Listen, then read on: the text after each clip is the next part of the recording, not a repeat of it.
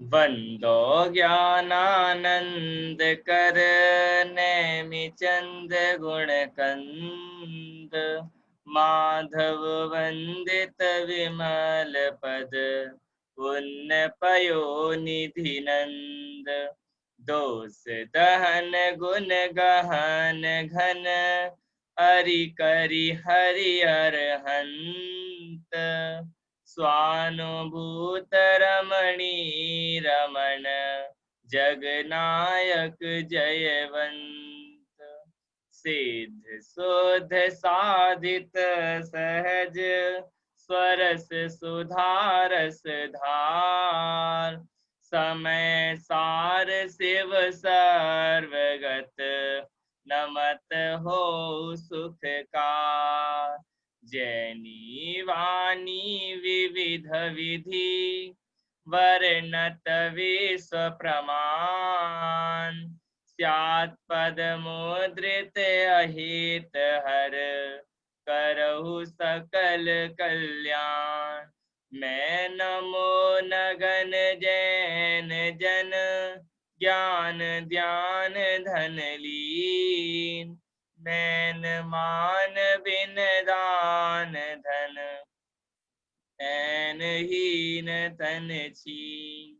इह विधि मंगल करन ते, सब विधि मंगल होत उदंगल दूरि सब, तम ज्यों भानु ध्योत। होत उदंगल दूरि सब, तम ज्यों भानु ध्योत। गुलिस्तान विषय चल रहा है। गुलिस्तान की चर्चा हमारी प्रथम गुलिस्तान की ओर रवाना हुई थी, जिसमें पहला गुलिस्तान हो जाने के बाद पहला गुलिस्तान में हमने काल अपेक्षा से निरूपण की चर्चा यहाँ से की थी, और कल का हमारा ये विषय पूरा क्लियर है। इसको हम रिवीजन हमारा कल हो ही गया है, तो रिवीजन करने की आवश्यकता नहीं है। ठीक है, अब हम आते हैं सीधे अपने विषय पर, गमनागमन पर। ठीक है, अब आप लोग अपना उपयोग स्थिर करिए, सूक्ष्म करिए, जिससे ये विषय जो आज चलने वाला है ये विषय आपको क्लियर हो। ठीक है, सभी अपनी वीडियो ओपन कर लीजिए, उषा जी, प्रभा जी, सुमन जी, है ना। चलिए प्रारंभ करते हैं विषय। अभी आप लोग छापना चालू मत करिएगा, जब हम बोले तब आप लिखते जाइएगा लाइन से। ठीक है, इसका हमारा एक टॉपिक भी आया था, गमनागमन। गमन का अर्थ होता है जाना, आगमन का अर्थ होता है आना। क्या बोला? गमन माने होता है जाना, और आगमन का अर्थ होता है आना। अब यहाँ पर कह रहे हैं गमनागमन के सामने देखिए क्या कहा। गमनागमन के 4 स्थान हैं और आगमन के 5 स्थान हैं। क्या कहा? गमन के 4 स्थान हैं और आगमन के 5 स्थान है। इसका मतलब क्या हुआ? मिथ्यात्व गुण से जाने के 4 रास्ते हैं। मिथ्यात्व गुण से आगे 4 रास्ते, 4 गेट बने हुए हैं। ठीक है, जिसमें से जीव जा सकता है। अब कौन कौन से गेट हैं उनकी बात हम करेंगे अभी। और जो आने के भी गेट हैं, आने के 5 गेट खुले हुए हैं, उनसे जीव नीचे आ सकता है पहले गुण स्थान में। ठीक है, ये होता है गमनागमन। अब क्या गमनागमन होता है, कहां से गमनागमन होता है, कैसा गमनागमन होता है, उसकी चर्चा में यहां से प्रारंभ करते हैं। देखिए कोमल जी, ये है हमारा पहला गुणस्थान।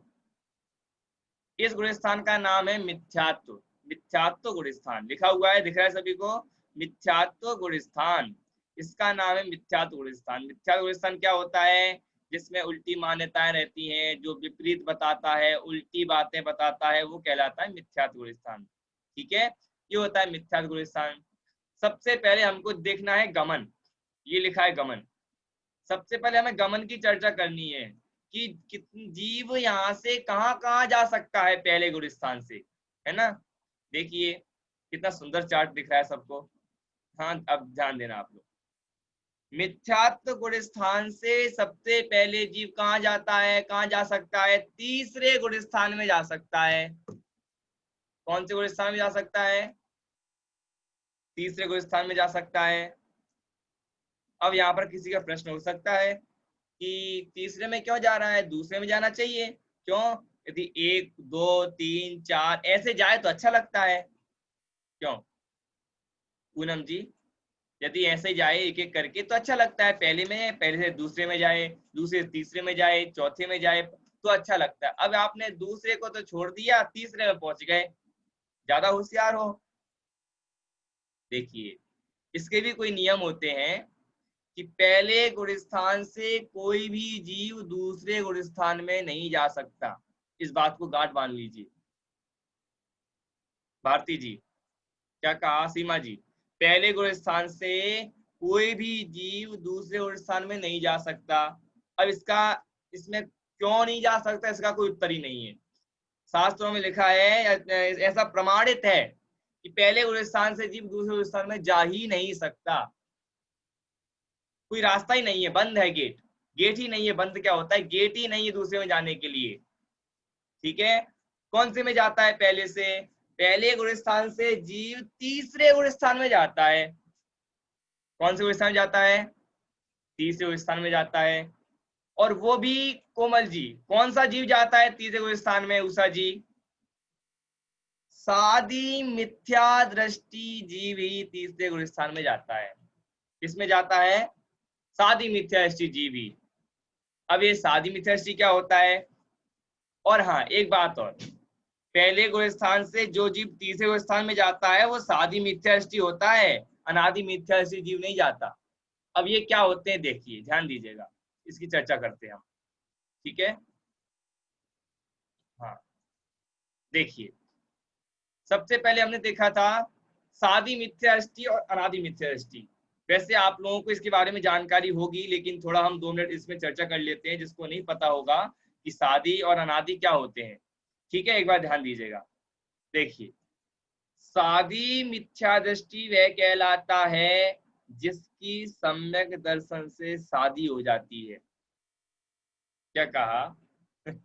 शादी होने का मतलब, माने शादी हो जाने का मतलब, इसलिए यहाँ पे शादी नहीं लिखा हुआ है, ध्यान रखना इस बात का। कल भी हमने इसका विशेष ख्याल में आया था सबके, कि यहाँ पर शादी का अर्थ लेना है स प्लस आदि। जो सम्यक दर्शन प्राप्त करने के बाद जिसका सम्यक दर्शन छूट जाता है वो जीव कहलाता है सादी मिथ्या दृष्टि। कौन सा जीव? जिसका सम्यक दर्शन प्राप्त हो जाने के बाद सम्यक दर्शन छूट जाता है वो जीव कहलाता है सादी मिथ्या दृष्टि। और अनादि मिथ्या दृष्टि कौन होता है? अनादि मिथ्या दृष्टि वह जीव कहलाता है जिसको कभी सम्यक दर्शन आज तक हुआ ही नहीं, जिसकी सम्यक दर्शन से शादी हुई ही नहीं। यदि अपनी हिंदी भाषा में बोलें, अपनी देहाती भाषा में बोलें तो क्या कहेंगे? जो अभी तक रड़ुआ है। क्या कहेंगे? जिसकी शादी ही नहीं हुई सम्यक दर्शन से। भारतीय जी दमो, आपको तो सुनने में आया होगा ये शब्द, आपको तो सुलभ होगा क्योंकि आपकी तरफ यूज किया हो गया, आपके यहाँ भाषा में ऐसा आया होगा, आता भी होगा, हमारे यहाँ भी आता है, लेकिन बुंदेलखंड में ये चीजें विशेष आती हैं।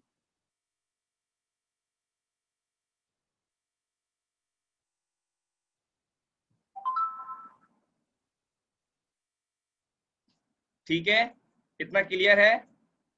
ये होता है अनादि मिथ्या दृष्टि, जिसको कभी सम्यक दर्शन हुआ नहीं है, जिसकी कभी सम्यक दर्शन शादी नहीं होती, माने सम्यक दर्शन से कभी मिलन ही नहीं हुआ, जिसका संयोग ही नहीं हुआ उसका।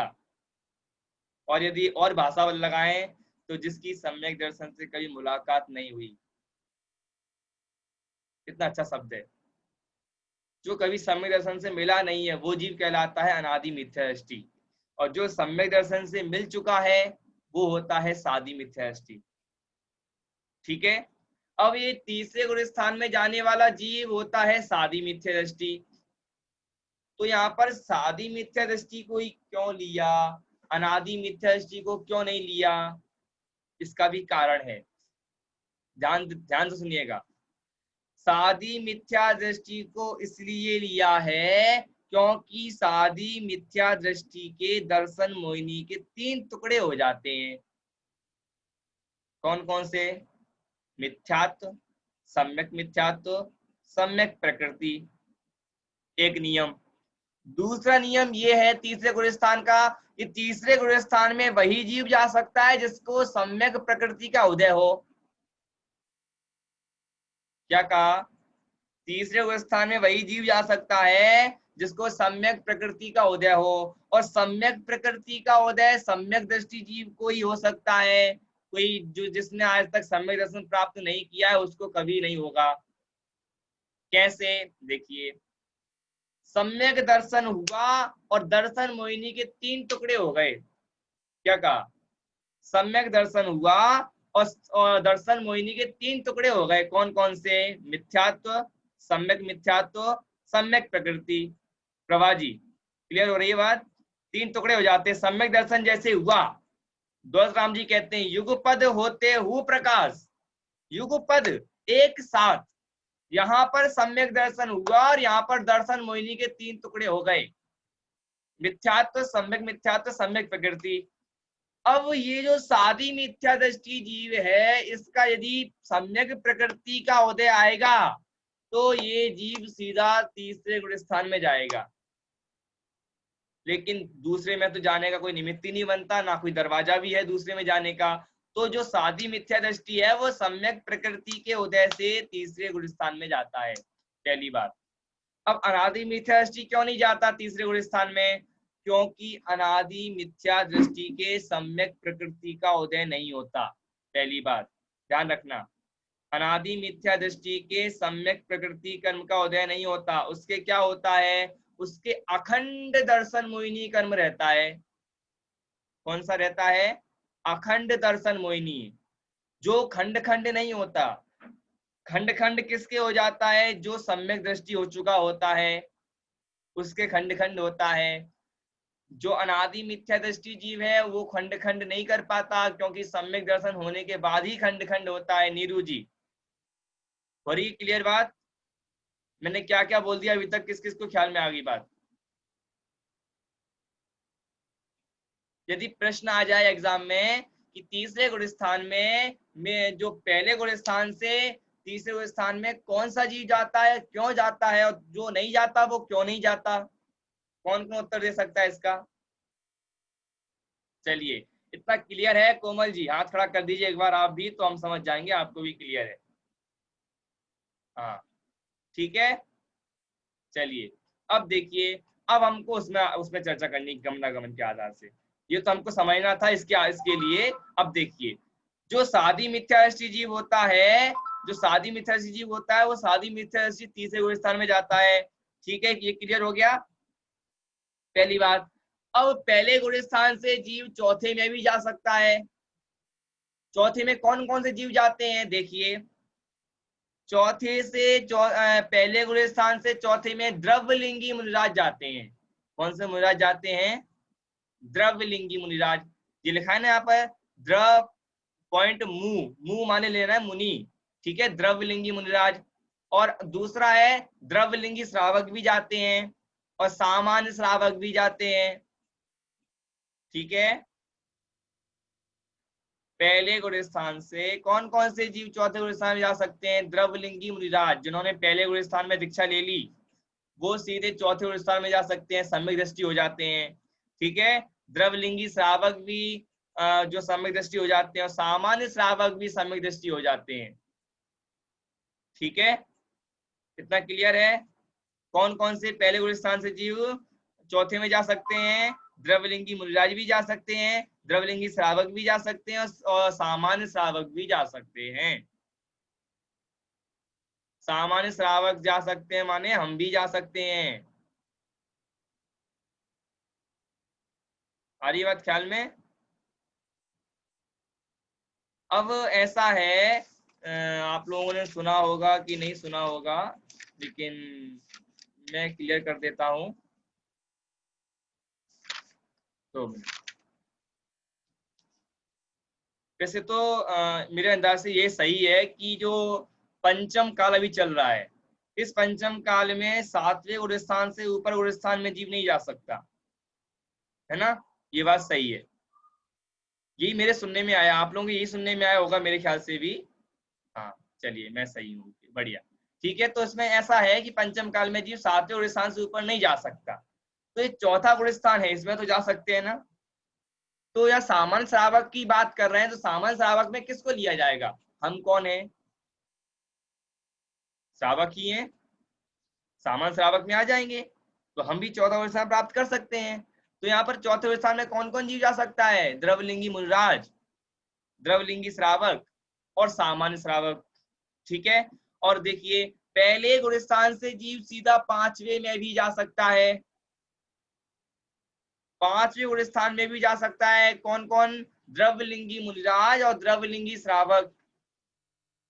द्रवलिंगी श्रावक वो कहलाते हैं जिन्होंने व्रत पालन कर लिए हैं, अणुव्रत धारण कर लिए हैं, 11 प्रतिमाएं धारण कर ली हैं, वो कहलाते हैं द्रवलिंगी श्रावक। ठीक है, यहाँ पर। और यहाँ द्रवलिंगी मुनिराज होते हैं जो मिथ्यात्व गुण स्थान में दीक्षा लेंगे और सीधा पांचवें गुण स्थान में जा सकते हैं, लेकिन अभी भी भावलिंगी नहीं हुए, ध्यान रखना, अभी भावलिंगी पना नहीं आया है, अभी तो द्रव्यलिंगी ही है। ठीक है, अभी तो मात्र द्रव्यलिंगी हैं, इस बात का ध्यान रखिएगा। देखिए अब यहाँ पर ये जो कह रहे हैं, ये जो श्रावक है द्रव्यलिंगी श्रावक, इसके कितने कसाय चौकड़ी का भाव होता है? किसको पता है?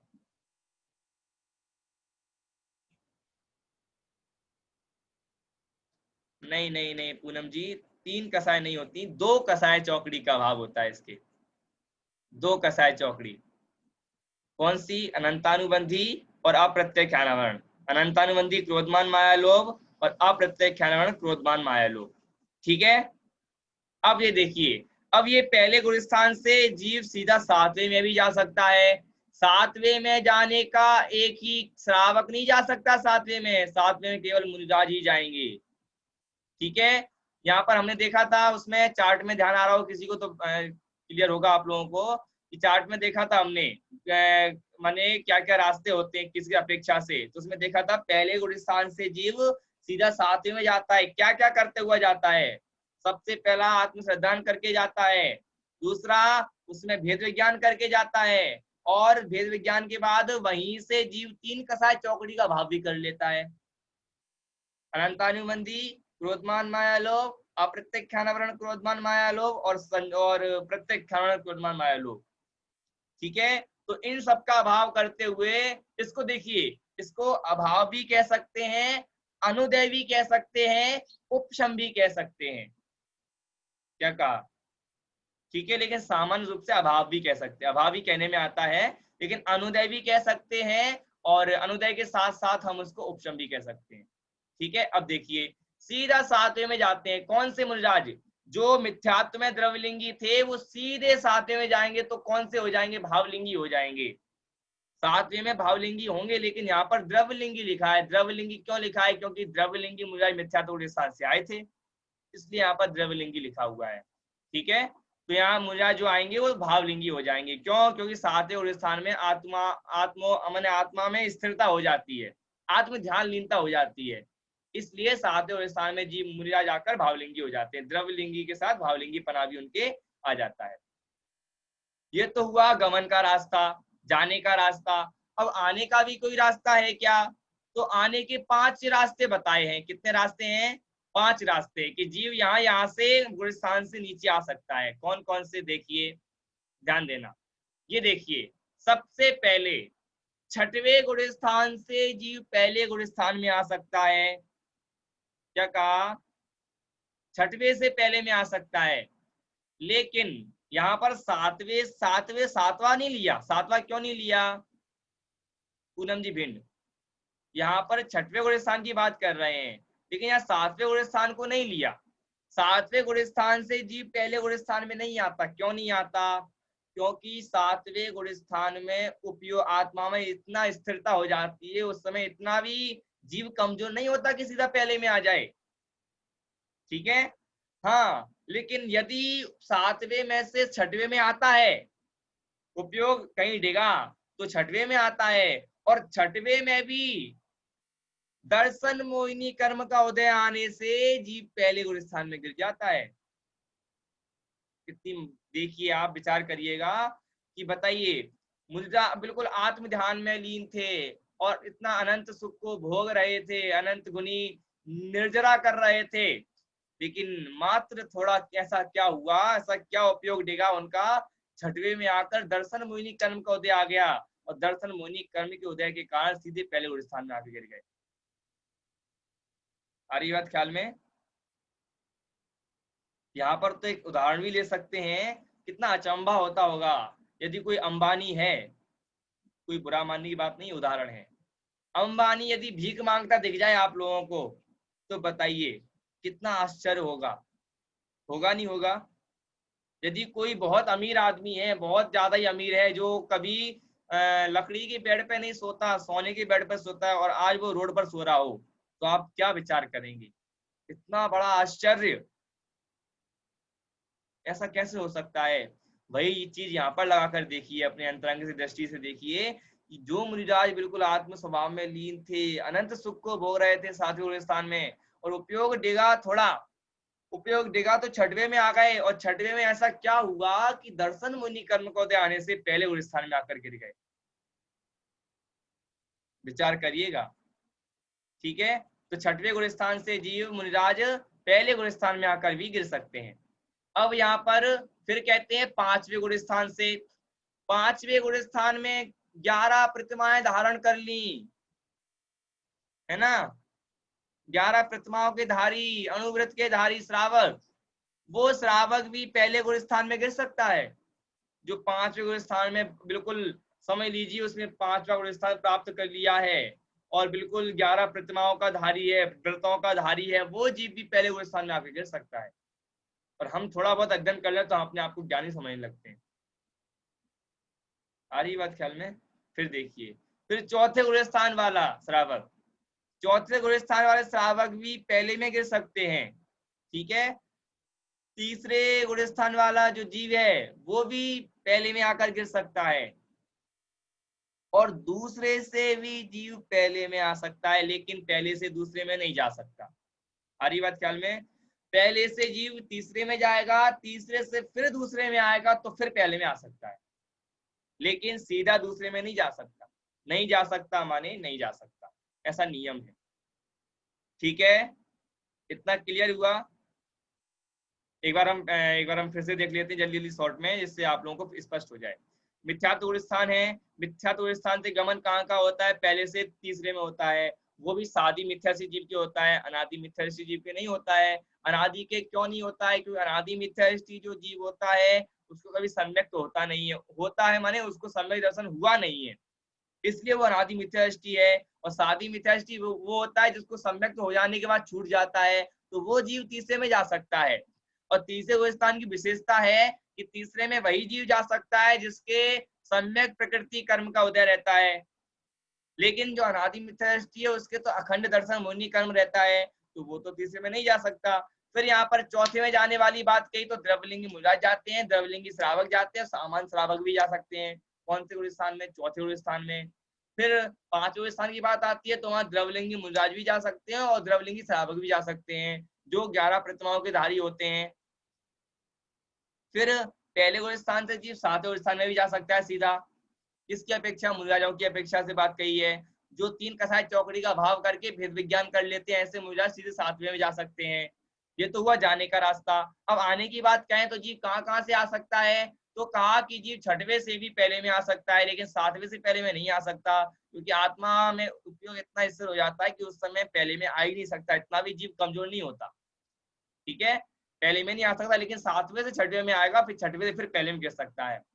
फिर पांचवें से बात कही, पांचवें से जीव पहले में गिर सकता है, चौथे में भी पहले में गिर सकता है, तीसरे से पहले में गिर सकता है, दूसरे से भी पहले में जीव गिर सकता है। इतनी चर्चा हमारी यहाँ पर गमनागमन की हो चुकी है। अब ये बताइए, विषय क्लियर हुआ ये वाला? गमनागमन की जो चर्चा हमारी हुई है, ये विषय किस किस को क्लियर हो गया? हाथ खड़ा करिए।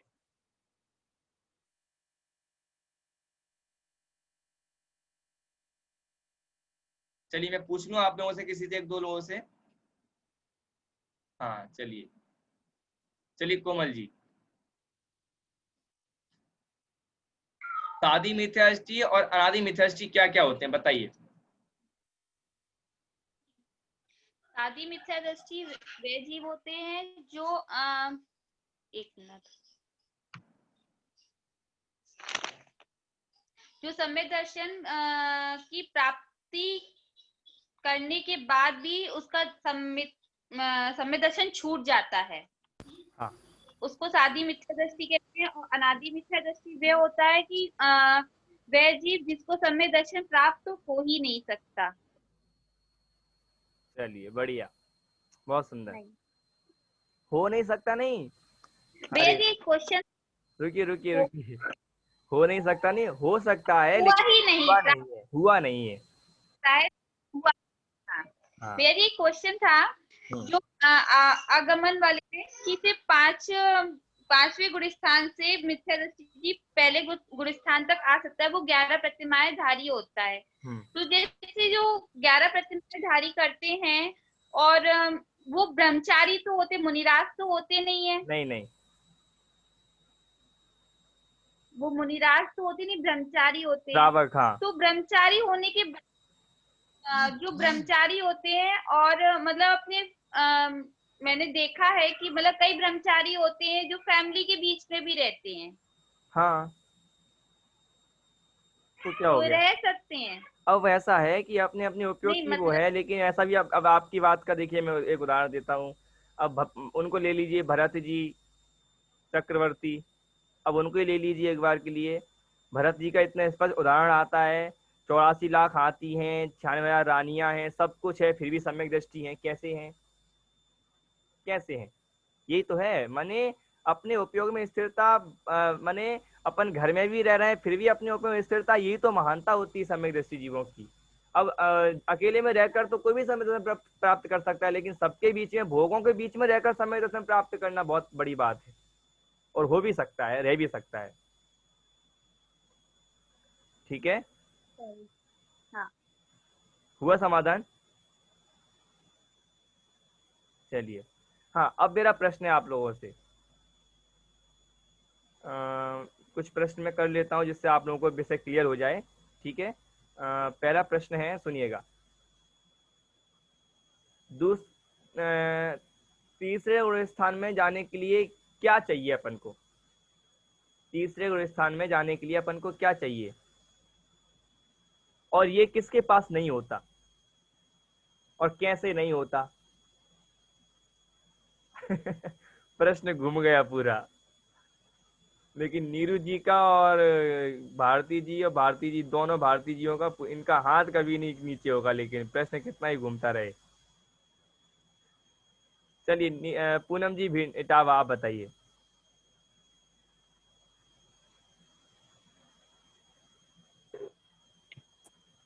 उनका सम्यक प्रगति का होता रहता है, और उसका मिथ्यात्व और संसाधन तो मतलब दो वो नहीं करती है, सम्यक मिथ्यात्व वो छूट जाता है, सम्यक प्रगति का उदय रहता है उनका, इसलिए वो तीसरे को स्थान पे जाता है। और क्या पूछा था भैया जी? और मेरा प्रश्न है कि जो तीसरा गुण स्थान है उसमें क्या चाहिए जो जीव तीसरे गुण स्थान में जाए? पहला उत्तर, इसका उत्तर दीजिए। शादी से एक, हाँ, पहला चाहिए उसको सम्यक दर्शन चाहिए, शादी एक बार सम्यक दर्शन प्राप्त कर ले। चलिए, ये भी प्रबलंगी सही है, मुनि ये भी 11 ये भी प्रतिमा सही है। और कुछ भी चाहिए तीसरे में जाने के लिए? है। अब मेरा एक और प्रश्न है, शादी मिथ्या दृष्टि को ऐसा क्या चाहिए जो तीसरे स्थान में जा सके? सम्यक दर्शन प्राप्त चाहिए एक बार वो तो उसको। हो ही गया, इसी तो मैंने शादी मिथ्या दृष्टि कहा आपसे, वो तो हो ही गया। अब वो उसे ऐसा और क्या चाहिए जो उसको तीसरे में जाए? उसका ना दर्शन मोहिनी है जो, उसका वो छूट जाए, दर्शन मोहिनी के तो उदय है ना, वो उसका हो जाए, दर्शन मोहिनी का जो है वो जी, छूट जाए उसका। चलिए ठीक है, बढ़िया, फिर भी बहुत अच्छे प्रयास किया। हाँ, नीरू जी बोलिए, शादी मिथ्या दृष्टि को ऐसा क्या चाहिए कि वो तीसरे स्थान में जा सके? सम्यक प्रकृति का उदय चाहिए उसको, क्या उसकी बात है, सम्यक की तीन हैं ना। बस बस, हो गया हो गया। सम्यक प्रकृति का उदय होना चाहिए, सम्यक प्रकृति का उदय होगा तो वो शादी मिथ्या दृष्टि जीव किसी को स्थान में जाएगा, तीसरे को स्थान में जाएगा। हाँ, पूनम जी भिंड, अब यहाँ पर मेरा आपसे प्रश्न है कि अनादि मिथ्या दृष्टि तीसरे को स्थान में क्यों नहीं जा सकता? जो वो सम्यक दर्शन से कभी मिला ही नहीं जो जीव, वो अनादि मिथ्या है, मतलब बढ़िया बढ़िया बढ़िया। मिथ्या आपको दृष्टि है पता जो सब रहता सम्यक। है, लेकिन आप डरती हैं कि मैं गलत बोल रही हूँ या सही बोल रही हूँ। सही बोलती हैं आप। चलिए बढ़िया, बहुत सुंदर।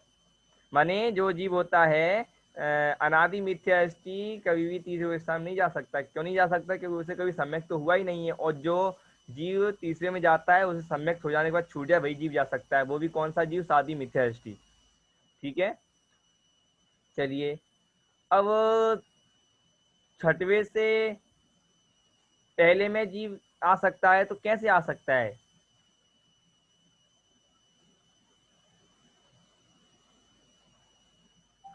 बोलिए प्रभा जी। हम्म,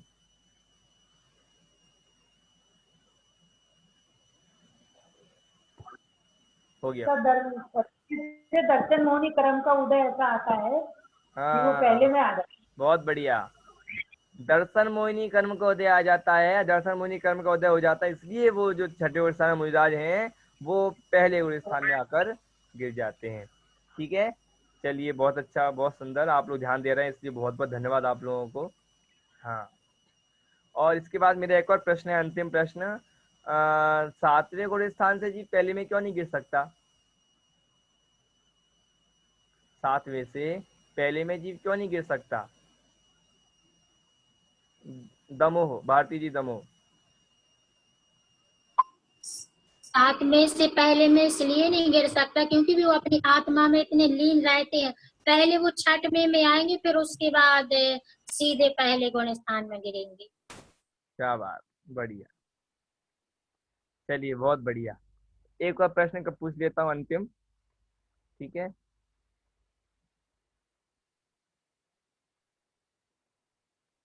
वैसे अब कुछ पूछने के लिए रह तो नहीं गया है, सब तो हो ही गया क्लियर। हाँ, अनादि मिथ्या दृष्टि के किसका उदय रहता है? हाँ, मुझे स्पष्ट उत्तर चाहिए, है ना। हाँ, अनादि मिथ्या दृष्टि के किसका उदय रहता है? भारती जी, इटावा।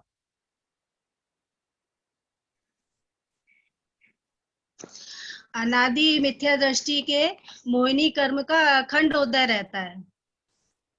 मिथ्यात्व, सम्यक मिथ्यात्व बढ़िया और सम्यक का नहीं, अब ये इसका मतलब बढ़िया इनका बढ़िया। अभाव नहीं होता है, इनका उदय देखिए, पहले देखिए, जो आपने मोहिनी कर्म का उदय कहा ना, मोहिनी के दो भेद करिए। मोहिनी में जो दो भेद करेंगे, मिथ्यात्व उसमें और सम्यक, दर्शन मोहिनी का अखंड उदय रहता है। ठीक है। दर्शन मोहिनी का अखंड उदय रहता है। हाँ, चलिए, बहुत बढ़िया। ठीक है, इतना अपना विषय क्लियर हुआ। और आप लोग, ये हमारा आज गमनागमन हो गया। ठीक है, गमनागमन में सबको क्लियर हुआ। और अब कल हमारी बहुत सुंदर चर्चा आने वाली है। ठीक है, कल का हमारा विषय रहेगा इस गुरु स्थान में जो विशेष चर्चा इसमें जो है, इसके जो, अब देखना, अभी तक हमने जो पढ़ा है ना, अब उसमें एक एक लाइन में आएगा कि हमें इसमें ये भी होता है, इसमें ये भी होता है, तो एक एक लाइन से पूरा स्पष्ट होता जाएगा। ठीक है, अभी हमारी मिथ्यात्व गुलिस्तान की 3-4 कक्षाएं और होंगी, फिर हम दूसरे गुलिस्तान की ओर रवाना होंगे। ठीक है, ये एक एक गुलिस्तान बहुत बहुत बड़े हैं, लेकिन लगता है हमको कि मिथ्यात्व गुलिस्तान है, छोटा सा ही होगा, बस एक पेज में बात की हो, आगे बढ़ गए, खत्म। लेकिन एक एक गुलिस्तान बहुत बहुत बड़ा गुलिस्तान है। ठीक है, चलिए, देखिए, विचार करिए, हमारी क्लास कब से चल रही है और पहला गुलिस्तान भी आधा नहीं हुआ, अभी पूरा तो ठीक है, अभी आधा भी नहीं हुआ अपना गुलिस्तान। आज पूरी अपनी क्लास हो गई, समझ लीजिए, आज अपना पहला गुलिस्तान आधा हो चुका, क्योंकि अपन गमनागमन पर आ चुके हैं, गमनागमन का ही विषय अपना हो गया है। अब जो आगे हमारे 4-5 पेज और आने वाले हैं, तो उसमें हमारा आधा होगा। तो इस प्रकार से हम पूरा अपना विषय करेंगे, तो हमारा 2-3 दिन में अपना मिथ्यात्व का विषय खत्म हो जाएगा। उसके बाद हमारा दूसरा विषय आएगा, सासाधन।